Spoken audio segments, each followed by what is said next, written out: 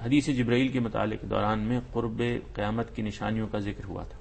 غامدی صاحب نے کہا کہ قرآن مجید میں صرف ایک نشانی آئی ہے۔ مولانا وحید الدین کا الرسالہ پڑھ رہا تھا تو اس میں سورہ اسراء کی آیت 104 کو بھی قیامت کی نشانی کے طور پر بیان کیا گیا۔ وہ آیت یہ ہے وَقُلْنَا مِن بَعْدِهِ لِبَنِي إِسرَائِيلَ اسْكُنُوا الْأَرْضَ فَإِذَا جَاءَ وَعْدُ الْآخِرَةِ جِئْنَا بِكُمْ لَفِيفًا، اور اس کے بعد ہم نے بنی اسرائیل سے کہا کہ تم ملک میں رہو بسو، پھر جب آخرت کا وعدہ آ جائے تو ہم تم سب کو اکٹھا کر کے لائیں گے۔ ان کے مطابق اس کا مصداق اسرائیل کی ریاست کا قیام ہے۔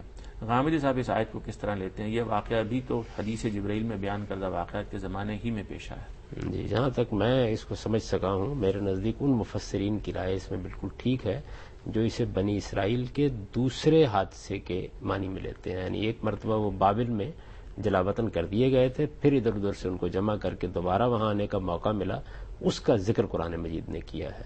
تو مولانا وحید الدین صاحب بڑے جلیل القدر عالم ہیں، لیکن ان کی رائے پر اطمینان نہیں ہو سکا مجھے۔